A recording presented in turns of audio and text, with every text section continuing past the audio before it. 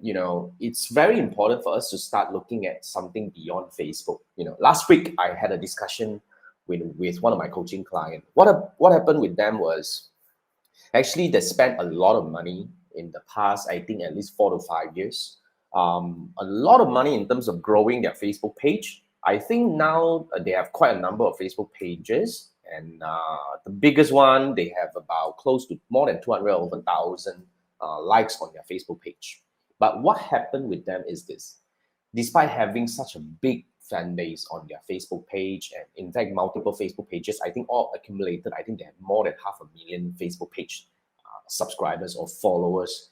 The problem with their presence is this: you know, despite having such number, they can't leverage on whatever they already have to create sustainable growth for their business. I mean, let's put it in a very simple, plain way.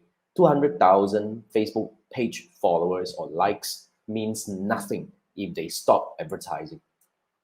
It's actually a very, very sad thing to see, you see. You spend so much money, effort, and time growing a Facebook page, but whatever you post, now you're only able to reach about 1 to 3%. In fact, the bigger your Facebook so-called the fan base is, the lower, then the lesser people you can actually reach with your organic posts. So what's going on right now here is they still need to continuously run ads on their Facebook page to reach their existing fans, because their business is very much depending on the organic, so-called the engagement that they are getting on their posts. It's because they want people to click on the link. It's very much on the affiliate business model. So when it comes to this kind of situation, it forces us to look at it in a very, you know, like with the right mindset over here when it comes to growing your presence on social media, which is you actually can't have a base that you can actually leverage on in the long run. I mean, it's a very sad thing. Now, let's put it in another perspective, something that I actually use as a kind of like a discussion when we're having a coaching call the other day. I say, you see, I have a YouTube channel, and my YouTube channel is only, I think now about 5.2 or 5.3. I mean 5.3 K subscribers. It's about 5,300 over subscribers. But when I stopped posting, in fact, I actually stopped posting in the past 3 weeks, because first thing first, I'm actually restructuring something on my end when it comes to content perspective. At the same time, I'm also doing an experiment to see if I stop posting, what will happen to my YouTube channel. So actually, we stopped posting actively for 3 weeks. Other than that, we have all this, of course, the weekly live going on Sunday night and Wednesday night as well. Other than that, I don't post anything on my YouTube channel. And what happened in the past 3 weeks was my YouTube traffic grew, actually, as in like the view counts actually increased by, I think, about 20 to 30%. And then the traffic generated from YouTube to my website, in fact, it's a very important traffic, yeah, because these are the people who found me on YouTube, watched my video, and decided to like what I say about whether it's Facebook advertising or digital marketing. They decided to come over to my website to look at what I have got to offer. So the traffic increased by 10 to 20% as well. So basically, what was proven here was, despite not posting anything on my YouTube channel, my channel can still grow on its own without me needing to do a lot. So here's the thing that you want to consider. Okay, keep posting on social media would not help you grow organically in the long run. Why? Let's put it in a very simple way. Because first thing first, social media posts are very, very real time. And it doesn't really help you grow over time because it doesn't have any search engine juice, SEO juice coming to the posts. So let's put it in a very simple way, all right? When was the last time you received an inquiry from a post that you posted on Facebook or Instagram maybe like 3 months ago?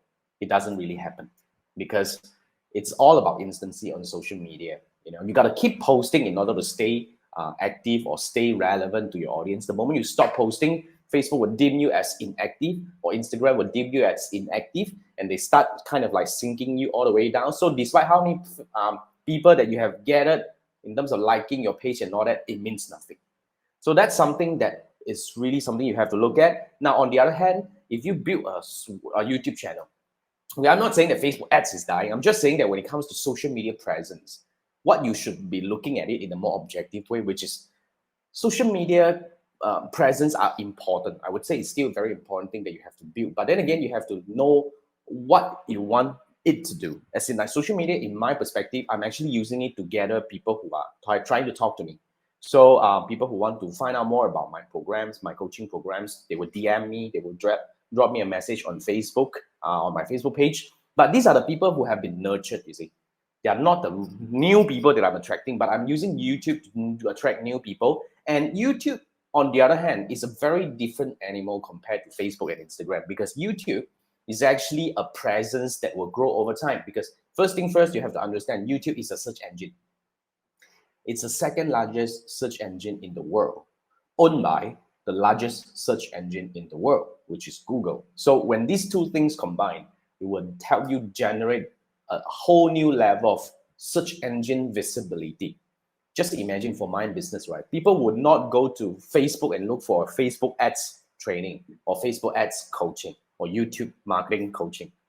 But people will go to Google and look for Facebook ads problem. This is what I'm facing right now. I'm looking for a solution, or how do I grow a YouTube channel for B2B business or something like that. So this is where people with the right intent will go to. So when you build a YouTube channel, you only need to build, the right foundation. Like what I did was I actually built a very strong foundation in the past 2 years. Of course, I was a little bit more rigorous when it comes to posting, because up to now, right, I actually started posting actively on my YouTube channel in 2020, sometime in July. And up to now, I think we are about 2 years down, 2020 and 2021 and 2022. Now we are only 2 years old. I've already posted about more than 800 videos. Of course, this also combined my live videos and all that. But yeah, it's a lot. I was posting daily. In fact, I'm going back to the routine to post daily moving forward, but you don't need to. Okay, what I'm saying here is if you're able to generate a very strong foundation content and you do it in a very strategic way where you send the signal to YouTube and Google very clearly about what your channel is standing for and what kind of content or what kind of solution that you're bringing to the people who are looking for an answer, you can actually build a very strong YouTube presence, which is going to help you on a few things. First thing first, it's going to drive the right people to you.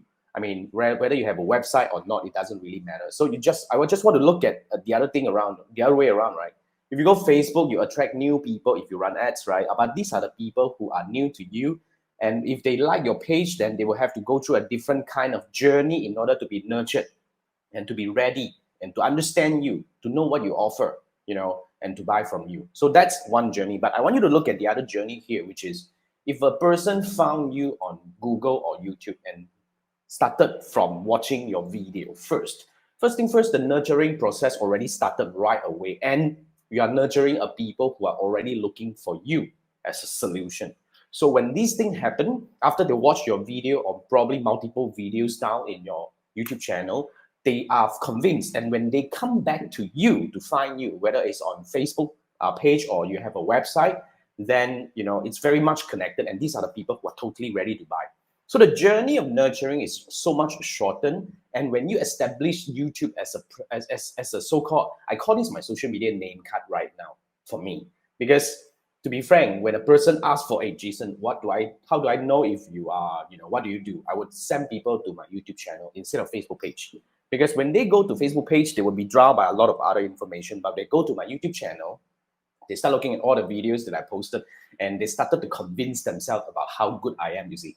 So just imagine, even you don't have a website, you just need to send people to your YouTube channel, because this is the best place for you to gather all the information, because it's built that way, you see. YouTube is built in a way for people to consume video, and it's structured in a way where when they start consuming a video, even though they don't subscribe to your channel, they will start seeing a lot more of the videos appearing on their newsfeed, on YouTube newsfeed and all that, in the searches and all that. It actually start helping you to nurture these audiences. So what I'm actually trying to advocate here is I believe every business needs to have a YouTube channel. That's what I think. Every business needs to have a YouTube channel for a few reasons. First thing first, you need to have a stronger place that can help you gather or build organic traffic in the long run. Because in my opinion, YouTube is the best way to actually grow organic traffic with no cost. Seriously, no cost. Because if you look at SEO, if you are using your website and build your SEO, Okay, I'm not saying that it can't work, but you all know that, if you want to build SEO, it takes time. All right. If you start doing SEO activities, you probably will start seeing some result in 3 to 6 months time. And in order to sustain it, you probably need to do it for like probably a year. That's what I learned from my my SEO so-called experts, friends. So it's a long-term thing, but you start seeing results slightly slower. But on the other hand, if you do YouTube, right, I can almost guarantee you can start seeing result in a month time, because in fact, my second channel, which is actually a very totally unrelated hobby channel, I talk about gardening. It hit 1,000 more. I mean, now more than 1,000 subscribers, and we are into monetization now, which is we have actually exceeded 4,000 watch hours in only under 6 months time. And in fact, right, for this channel, I actually learned another way to grow on YouTube traffic, as in like organic traffic to your YouTube channel and your videos, because I unlocked the so-called, in a way, the secret, I would call that, to actually get YouTube to recommend your content in a more aggressive way. You see, one thing about YouTube is every one quality views you get on your YouTube videos, YouTube is going to get you 7 more potential people who are likely to watch and like your video. That's how YouTube is helping you to promote your video and your channel to people who are really interested in your product or services. So that's the reason why you want to start looking at it.